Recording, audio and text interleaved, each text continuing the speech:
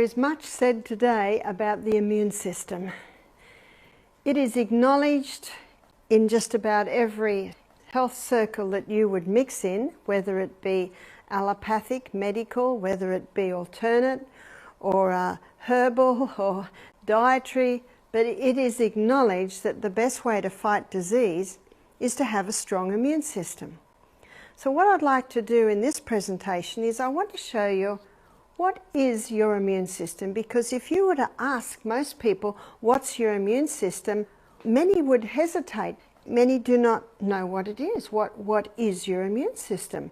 And so if strengthening your immune system is vital to keeping the body in good working order, is vital to being able to fight disease, then we need to know. And as the old proverb says, it's Proverbs 14 verse 6, knowledge is easy to him that understands. It is my aim to give you an understanding of your immune system, then you will automatically have the knowledge on how to strengthen it, and you will also know how to weaken it, which is something we need to keep away from. So let's begin by looking at what our immune system is. So looking at the body, God created the body with a coat of armour over it, and the suit of armour, so to speak, is your skin. So your skin is your front line of your immune system. And I think we all know that when you break that skin, you now have exposed the tissues, the blood, to the air, and we also discussed how there's microorganisms everywhere. And that skin is a barrier of protection. So as soon as that skin is broken and the blood is exposed, the raw flesh is exposed, then I think we all know if that happens, it's important to wash it and get excess dirt off. It's also important to cover it so that you're helping the body by protecting it while it is in that exposed and vulnerable state. So the skin is a front line. The skin is a fascinating organism, and it is an organism. If you were to stretch it out, it would take up a huge area, especially when you consider all the little folds between your fingers, between your toes. And it has millions of little pores. Dr. Kellogg called them millions of little sewers. Why did he do that? Because those pores are throwing off waste. Have you ever worn a white shirt? Especially on a hot day where you perspire a little more than usual, the collar can be quite brown at the end of the day, indicating the waste that's just come out of your body. And that's why it is so important to wash every day. Wash the waste off. Our top layer of skin is dead skin, which is why exfoliation of the skin is also important. Your skin throws off waste. Your skin also absorbs things. Your skin also breathes. In our last presentation, we looked in detail at the skin.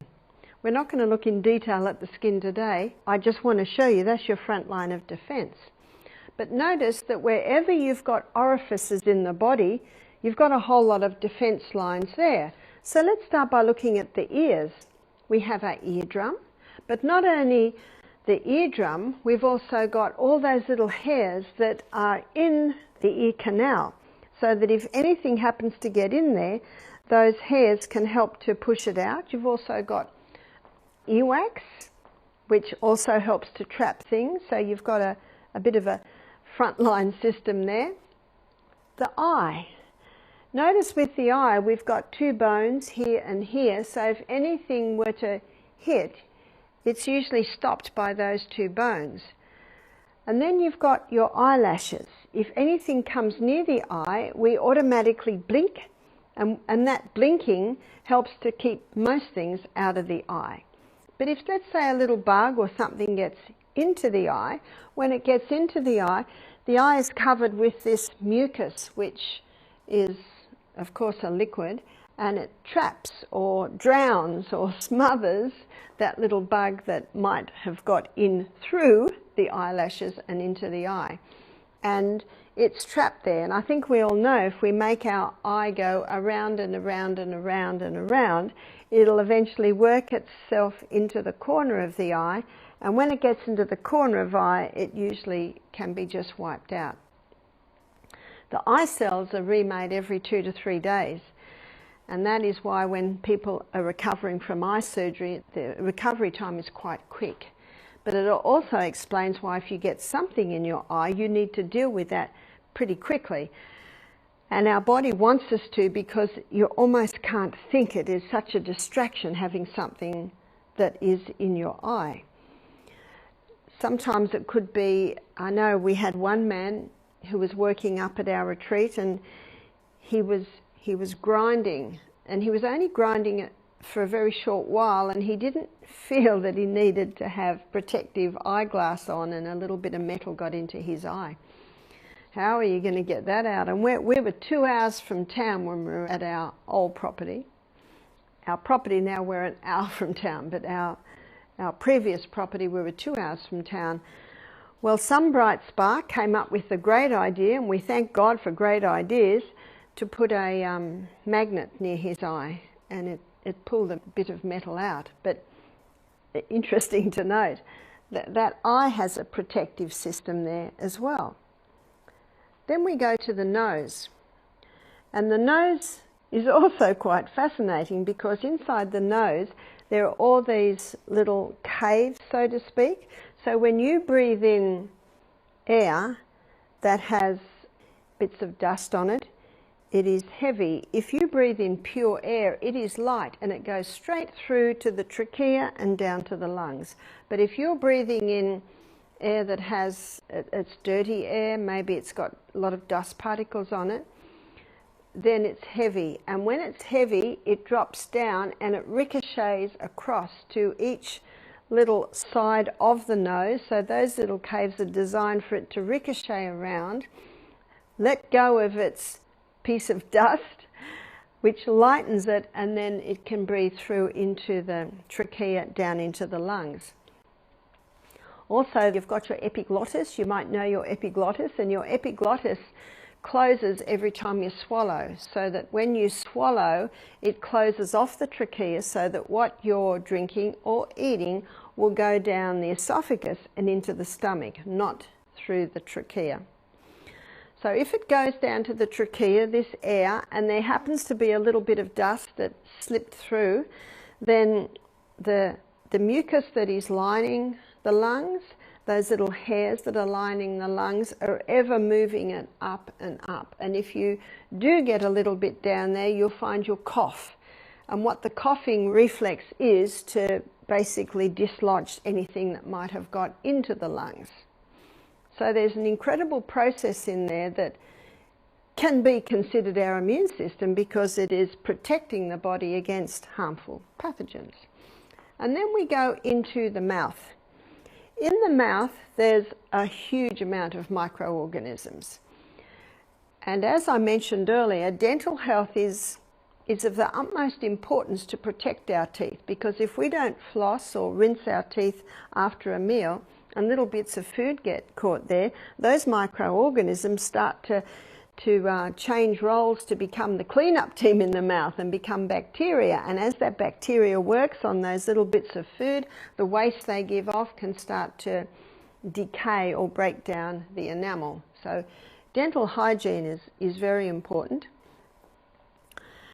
But all those microorganisms in the mouth, they play a very important role. They also are contributing to the breakdown of our food. There's a lot of mucus in our mouth. In fact, mucus lines the mouth, it lines it's the eyes and also the nose, and they're all connected by something called the eustachian tubes, and the eustachian tubes are linking all of those areas there. And often when one eustachian tube is blocked, then you get effects in the other eustachian tubes. For instance, people that suffer from sinus problems often also suffer from tinnitus. It's contributing because of the blockage in those areas. So now we're getting down into the stomach, and there's a valve from the esophagus and into the stomach. So I'm going to draw the stomach and show you how our immune system is even playing a role here. Lining the stomach are big folds. We had a look at this when we looked at the gut. And again, you've got a line of protection there. And that line of protection is mucus. So there are gastric glands that line these folds. And 2/3 of these gastric glands are made up of mucus. So those glands there, probably about that amount of them, are releasing mucus. And that causes a thick mucosa wall to line the stomach, protecting it from damage against hydrochloric acid. One drop of hydrochloric acid, if it were to go in your skin, it would burn a hole in your skin. So God designed the stomach with this thick mucosa wall. But down here, there are glands that release hydrochloric acid, and it's hydrochloric acid that I want to talk about. Pepsinogen is also released from here, and when it connects with hydrochloric acid, it releases pepsin, and that breaks down your protein. But we are studying the immune system, so the one I want to target is hydrochloric acid. Most people don't realize that not only does hydrochloric acid play an important role in breaking down or denaturing the protein, but it is also antibacterial, it's antifungal, it's antimicrobial. So if we happen to eat anything that has some bacteria in it or some yeast or fungus on it, that hydrochloric acid has the ability to kill it, basically to wipe it out. So you look at dogs. Dogs have about 10 times the hydrochloric acid in their stomachs compared to humans. And I don't know if you've seen what some dogs eat. My daughter lives out in the country, and across the road they killed a cow. Well, her dog was pulling the dead meat and bones in, and oh, it was a very bad smell, and the dog eats it. And the dog doesn't die because the dog has about 10 times the hydrochloric acid that we have. So our frontline defense when we get into the body is our hydrochloric acid. Unfortunately today many people have low hydrochloric acid. How do you know if you've got low hydrochloric acid? If you've got low hydrochloric acid, then digestion is very slow. It's 5 hours after the meal and you feel like you've only just eaten the meal. And because the food's not getting broken down as quickly as it should, it can start to ferment, and there's bloating. So bloating is often a sign, and still not hungry 5 hours after the meal, that is another sign that the person has low hydrochloric acid. Well, how do you boost hydrochloric acid? To boost hydrochloric acid, we need to give breaks between the meals. And to be able to give a break between the meal, we need to be eating, and we've also looked at this, high fibre. High fibre slowly releases the glucose, so the food stays in the stomach a little longer. We need to be eating generous amounts of protein because it's in the stomach that protein is broken down. We also need to be having healthy fats. Fats is found in your avocados, your coconuts, your nuts, your seeds, and maybe with the meal a little olive oil or coconut, depending on what your taste is. When these three foods are present in the meal, they cause the food to stay in the stomach longer, which means you can now do the time-restricted eating, which the research is showing is the most effective way to eat today, which is breakfast like a king, lunch like a queen. Isn't this history? Isn't this your old saying? And then supper like a pauper. One lady said, "What do paupers eat?" I said, "Sometimes nothing." When you are eating like that, check that one out, time-restricted eating. A lot of research today is showing that it is the most effective way to eat. And when you do the time-restricted eating, you are eating twice in a 6-hour period. So you're eating a good-sized breakfast, high in fibre, proteins and fats, a good-sized lunch, high in fibre, generous proteins, healthy fats, and then you don't eat again till breakfast the next day. And if someone is a little hungry at night, maybe they didn't get enough lunch, they could have a protein drink, they could have maybe a smoothie, they could have an avocado. That's a nice evening meal that digests very quickly. Or maybe a bowl of soup, just something light, if they have anything. So when you eat like this, you're giving your stomach a break. And when you give that stomach a break, it has the opportunity to replace all the digestive enzymes, the hydrochloric acid, so that your next meal, your glands have got they're well supplied with the enzymes required to break down your meal. So to boost hydrochloric acid, have a break between meals. To boost hydrochloric acid, drink between meals. Don't drink with meals. Because if you drink with meals, this hydrochloric acid that has a pH of approximately 2, very acid, if you drink with your meals, you will dilute your hydrochloric acid. And that delays digestion. And if you dilute the hydrochloric acid and digestion is delayed, why is it delayed? It slows down to try and get rid of the water. The body tries to get rid of the water to bring the pH back up to 2 so it can once again resume the breakdown of the protein. So what depletes hydrochloric acid is eating all day long, drinking with the meals, stressed with the meal, also not chewing enough. If you don't chew enough, it's very difficult for your enzymes to break down big lumps compared to tiny little well broken up lumps. So one of the first ways to boost, let's have a look, let's make a list of all the things you can do to boost your immune system. To boost your immune system, make sure that you have adequate hydrochloric acid. What if you're doing all of those things and it's still a little low? You can take the juice of a lemon just before the meal. You can have a quarter of a cup of very hot water just before the meal. You could have a quarter of a teaspoon of cayenne pepper in a little hot water just before the meal. All of those things will give a boost to hydrochloric acid. And you can be taking that until the time comes when your body once again is in the habit of making generous amounts of hydrochloric acid. Your liver makes the hydrochloric acid.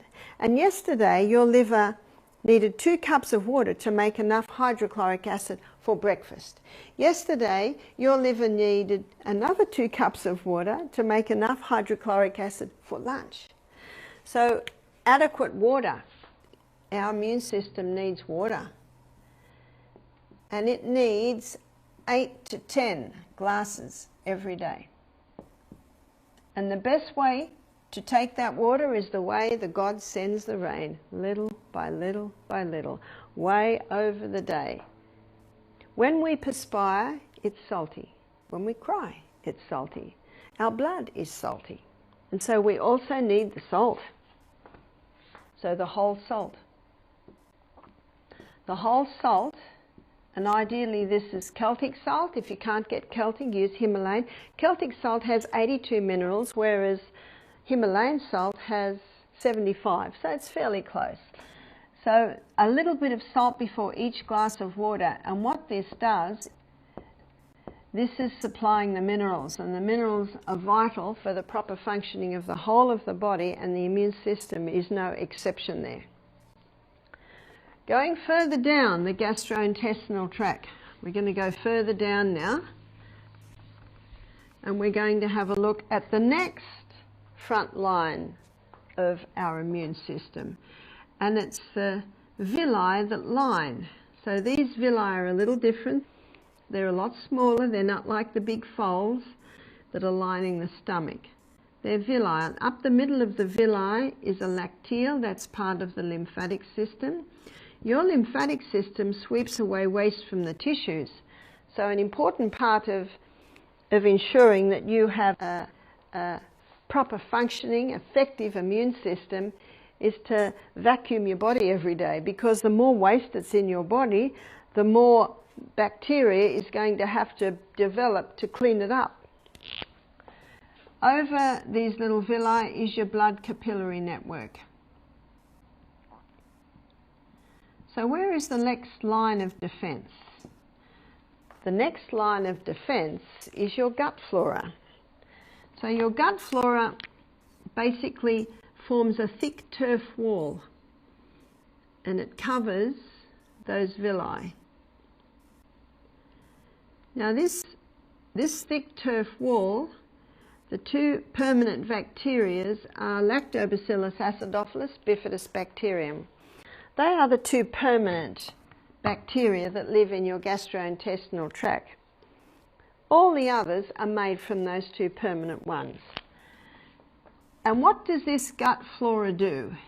It breaks down. It's responsible for the final breakdown, putting the finishing touches on our digestion. This gut flora is also responsible for the absorption of our nutrients through and into the blood. This gut flora, and now we come to the immune part role, and now we're coming to the second front line of defence, and it plays a protective role. And this protective role is designed to put a C in there. This protective role is to protect the blood and the lymph from any harmful pathogens that might be in the gut. Now ideally they've all been wiped out by hydrochloric acid up in the stomach. But if hydrochloric acid is low because the person's eating all day and they're drinking too much with their meals and they're stressed out all the time, there are some that are going to get through because there wasn't enough hydrochloric acid to wipe them out. But God is very good because He gave us the next line of defence, which is our gut flora.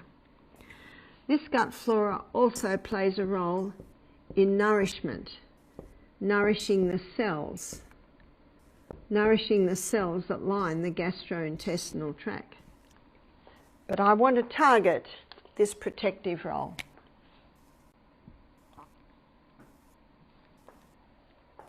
You see, the body's doing all it can to protect the blood. We saw what the ears do to protect the blood. We saw what the eyes do to protect the blood. We saw what the nose does. And now we've gone down the gastrointestinal tract to see how there are different processes in place to protect our blood from any harmful pathogens that might come in on our food. Again, if hydrochloric acid's low and some of those harmful pathogens are getting through to the gut, we've got another line of defence, and this is the gut flora. The Lactobacillus acidophilus bifidobacterium. So what we need to look at is what would break that down. Because if that's working well, we have nothing to fear. So what breaks down that gut flora? What breaks down the gut flora is a few things. Refined sugar. Refined sugar is toxic, it's highly acid, and it has the ability not only to break down that gut flora, but that gut flora runs according to precision balance, a fine balance of the yeasts and bacteria in the gut. And when the bacteria is wiped out, the yeast can get out of control, and the refined sugar feeds that yeast, so it starts to repopulate at an astonishing rate. What also breaks it down is antibiotics. I acknowledge, and I'd be a fool not to, that antibiotics have saved life. Of course they've saved lives. But we've got a problem today, and the World Health Organization is so concerned about this that they have a sign in every doctor's surgery. And that sign says the biggest health crisis they believe today is the overuse of antibiotics. The human body can cope with 1 or 2 courses in a lifetime, but the things that you're learning in this series hopefully means that you can get by most things without ever having to go to an antibiotic. I'm so glad that the coronavirus is a virus. Otherwise, people would be being bombarded with those antibiotics. And I do hope that if you have the coronavirus, you are not given an antibiotic, because it will not help. One writer said taking an antibiotic is like dropping an atomic bomb in the gastrointestinal tract. What did the atomic bomb do? It wiped out the good and bad. And that's what antibiotics will do. Yes, it'll wipe out the pathogenic bacteria, but it will also wipe out the good bacteria. And once you start wiping out this good bacteria, you've lost not only your final breakdown and absorption, but your protection. And that's what we're looking at specifically in this lecture, is the protection. Many drugs. So your pain-killing drugs. Now this is not so much the odd one that someone may take, but it's the long-term use of painkillers can have quite a devastating effect. Statin drugs.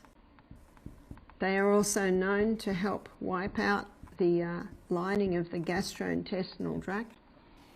So can you see what's happening here, especially if someone's eating all day long and drinking with their meals and stressed all the time, especially at mealtime?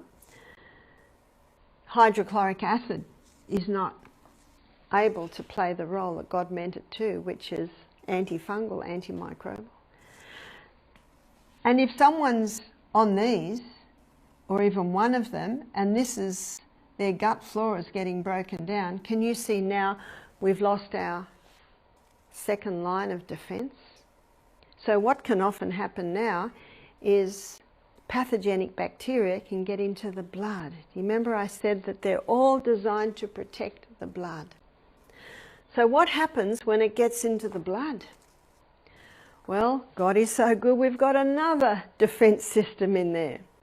And that defense system is our white blood cells. So our white blood cells are a powerful group that are designed to kill off any unwanted pathogens that may get into the blood, yeast, fungus. And what those white blood cells do, there are 5 different types. So let me show you what the 5 different types do. You've got neutrophils. And neutrophils, they are probably the biggest killers. So they take up about 60% of our white blood cell. The next one are your monocytes. And your monocytes take up approximately 20% of the white blood cells. After that, we've got leukocytes. And leukocytes are made in your lymphatic system. Sorry, they're not leukocytes, they're lymphocytes. Leukocytes is a name given to all the white blood cells. They can be called white blood cells or leukocytes.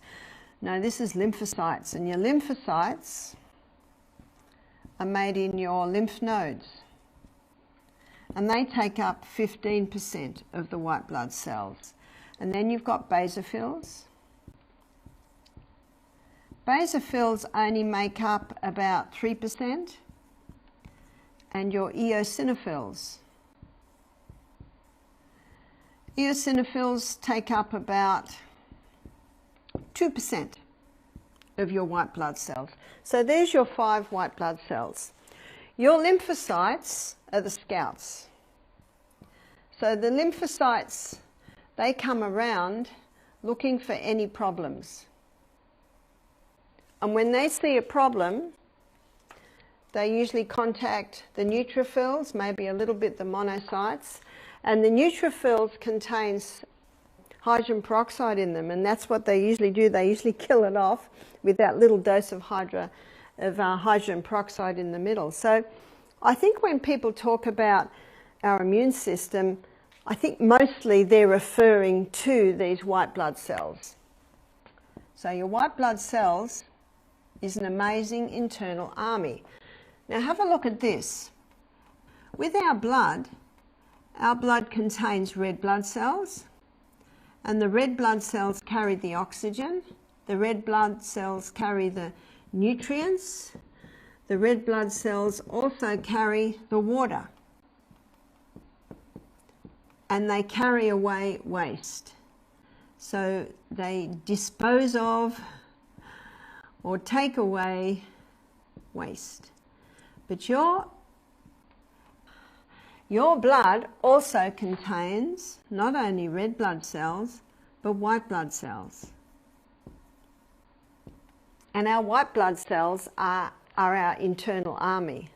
So when we have any sort of problem in the human body, if we can get more blood to that area, can you see that that will help to heal the area? Because when we get more blood, we get more oxygen, more nutrients, more water. The body is able to take away more waste, and our white blood cells, our internal army, are coming. Now, when they start killing off unwanted bacteria, pathogens, they die. So if someone's got, let's say someone has a bad chest cold and they've been smoking for 20 years, so there's going to be a fair bit of damage in their lungs. So what happens is our body's own microorganisms, they start to change roles, so to speak, and become bacteria to clean up the waste, and the white blood cells come there consuming that, and then the person coughs up yellow lumps. You know what the yellow lumps in? They're just dead white blood cells. They're doing a wonderful job of helping to clean up the area. That's what they are, and that's what they do. And the formation of these white blood cells is much dependent on the gut bacteria. You see, it all comes together. No wonder Hippocrates said all disease begins in the gut. So there's your white blood cells. But let me tell you something a little bit about the eosinophils. The eosinophils you will find present when there's allergies. So the eosinophils, they carry the histamine. And the histamine is also a protein that's released by the body to help manage drought management. So if a person's dehydrated, they'll also find more eosinophils. But if the person's eating a food that they have an allergy to, there will be also more eosinophils. And when eosinophils are high, histamine levels are high, then the person gets allergy-type response. There's your hay fevers, there's your allergies to the dust mite, allergy to cat, allergy to pollen. I've noticed that when a person has these allergies, if they change their diet and eliminate the most common allergen foods, then they don't have the allergy to dust mite anymore, they don't have the allergy to pollen anymore, they don't have the allergy to cat anymore. So that's the good news. So what are the foods? So we'll make a list of the allergen foods here.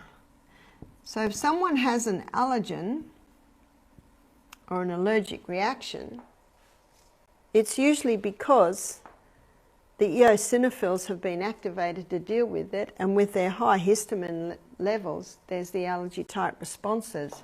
Peanuts, they're a common allergen food, to the point where I'm pretty sure in Australia, peanuts are banned from schools. Also dairy. There is a small percentage of people that can handle dairy, and it's usually because it's in their heritage, maybe dairy farmers for the last several hundred years.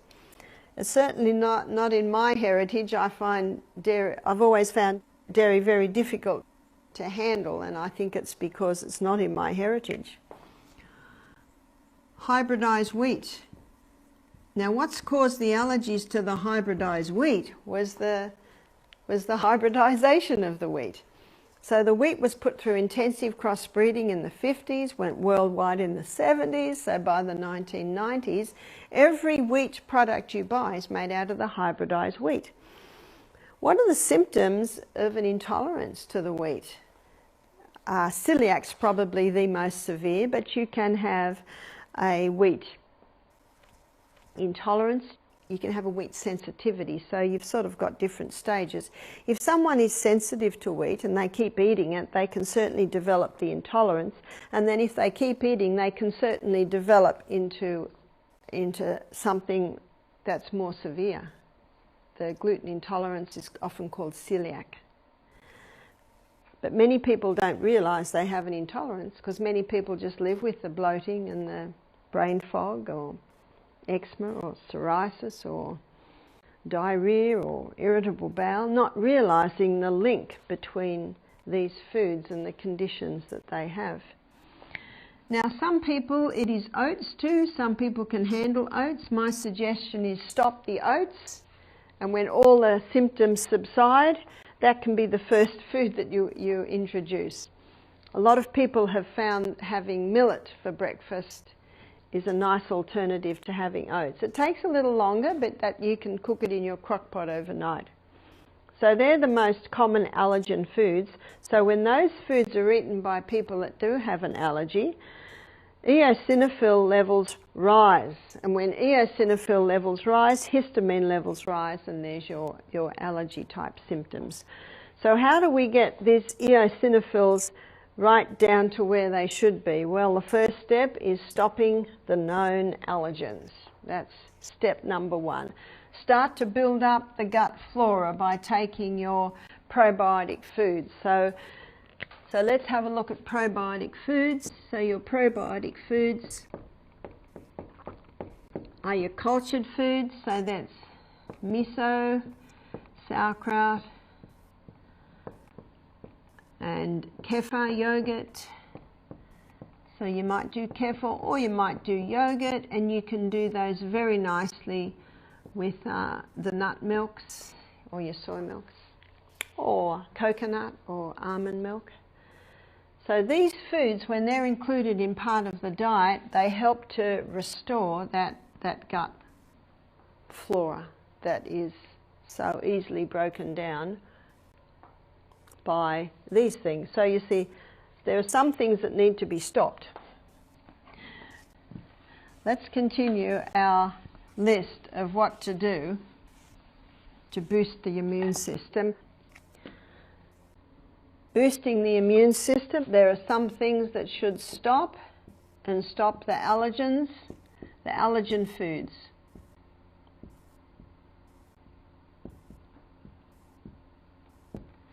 I find with some people they also need to stop the nightshades. You see the nightshade group of vegetables, that's tomato, eggplant, bell pepper and potato.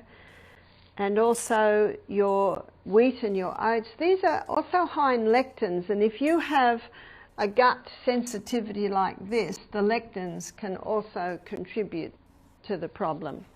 So stop the allergen foods and increase cultured foods. Oh, there's another one up there that I didn't put, and that is your sourdough breads. But your sourdough breads ideally are made out of the ancient grains, not the hybridized wheat. So increase probiotic foods.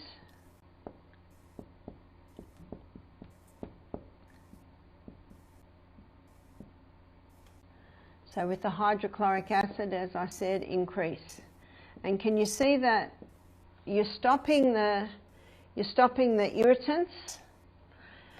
I'll also add here, and most people that are watching this don't do this, but for some who might still be doing it, the caffeine. Caffeine is also quite a disastrous food for the gut, and alcohol. If you are on any statin drugs, you can watch the presentation on heart health and see how you can get off them. If you are on antibiotics, you can watch the poultice lecture, and it will show you how you can take a flu bomb instead of the antibiotic. If you want something sweet, you can go to your natural sweeteners like the honey and the palm sugar and also the maple syrup. And if you are on painkillers, we will be doing a presentation shortly too on how to conquer pain in your body. But most pain is due to inflammation, so it's targeting that inflammation. So what else can you do to boost your immune system? A plant-based diet. You see, what a plant-based diet contains, especially your vegetables, is what's spoken out about quite a bit today, and that's your prebiotics. Especially your vegetable fibre is what's called prebiotics. So basically prebiotics is vegetable fibre, and what prebiotics does is it feeds the probiotics, which of course is your healthy gut flora. So that also plays a very important role. One of the best blood immune system boosters is your alternating hot and colds.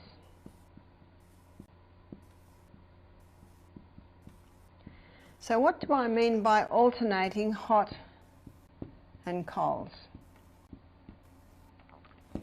A lot of people fear a fever, but when you think about it, God designed the fever to play a role in fighting disease. And for centuries all through Europe, health centres have used fevers to heal illnesses. Because when the temperature rises, then the production of your white blood cells that are made in your bone marrow with your red blood cells, the lymphocytes are the only ones that are made in the lymphatic system. But when the temperature rises, your immune system production also automatically increases. Temperature rises for a reason. Temperature rises to kill pathogens in the body. So never fear a temperature.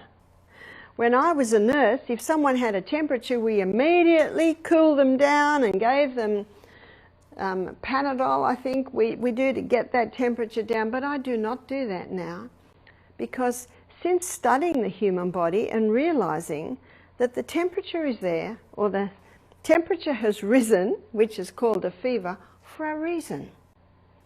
And the only time the brain might convulse is if it gets dehydrated. So it's of the utmost importance that someone with a fever sip, sip, sip, be sipping the water, even suck on ice, just sip, sip, sip. That water must go in. But also, if they cannot take any water, maybe they're vomiting, you can get water into the body via an enema. If you give an enema, you can get 2 cups of water in like that. It's actually quicker than a drip. I think every home should have an enema kit. In fact, all through Europe, it was traditional that every home had an enema kit, because when someone was sick, they found that they always began to heal a lot quicker if their bowels were emptied. But if they had a fever, they'd put water in that way, and because increasing the hydration of the body helps to cool the body. 3 things to remember with a fever. Fever is your friend.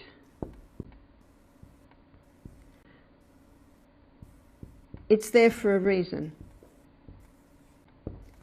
And when all the rubbish is burnt up, the fire will go out. So one of its purpose is to burn the rubbish. And number 3, water puts the fire out.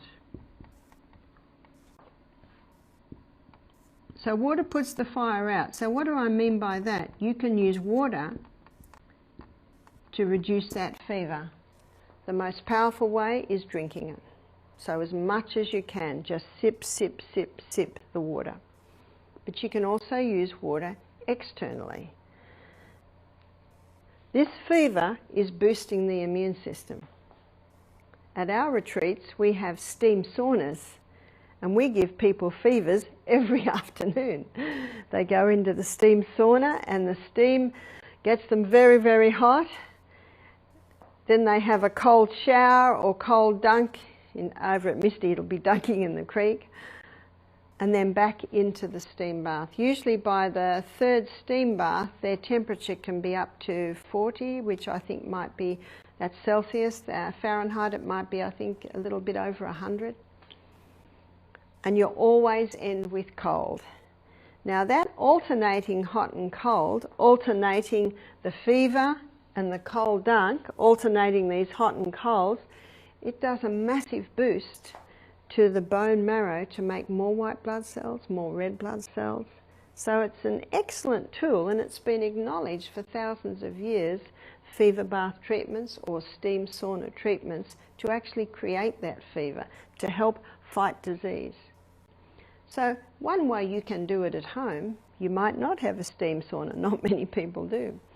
What you can do is after every hot shower, have a cold rinse. Now start with 10 seconds. And this isn't 1, 2, 3, 4, 5, 6, 7, 8, 9, 10. This is 1 and 2 and 3 and 4. 10 seconds can be a long time when you've got cold going on you. And then little by little, every day, go up a couple of seconds, go up a couple of seconds more. So at the moment in the US, it's summer. So this is a good time to get used to your cold dunk after your hot shower, ready for the winter months. Because it's one of the best protections against colds and flus. It's one of the best immune system boosters there is those hot and colds. And the best time to do those alternating hot and colds is after your exercise. And the exercise that is particularly powerful in boosting your immune system is the high intensity interval training. The high intensity interval training are intervals of high intensity and intervals of recovery. So when you're cycling as hard and fast as you can, or you're running up that hill and you start to perspire, and then you have your recovery time where you allow your body to cool down and rest down a little bit, and then you run again or cycle again or rebound again, whatever it is that you find you can do for your high intensity interval training. With the high intensity, it's intervals of high intensity of 30 seconds. Then recovery is usually 90 seconds.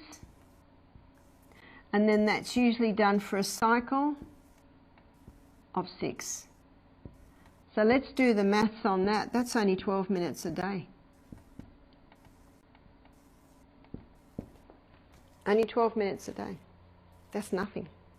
If you don't think you've got 12 minutes, it's time to assess what you do with your day. Because I believe we can't afford not to do that every day. So boosting the immune system is taking in many aspects. And I think when you look at this, you'll start to see we've really gone through those true remedies once again, which is pure air. To boost your immune system, you must breathe in fresh air. No bad air, please. To boost your immune system, daily sunshine. When the sunshine touches the skin, it stimulates blood to that area. And when you stimulate blood, you've got more red blood cells, more white blood cells. Boost your immune system. Temperance, not taking anything to the body that will harm it. So here are the foods that you stop. The known allergen foods, the caffeines, the alcohols, the refined sugars. They must stop. Rest. Go to bed early. You want to boost your immune system? Early nights. And this is not only early nights, but 8 hours. 8 hours, not negotiable. It's only in the 8 hours that your immune system gets its full boost, which it happens while we sleep.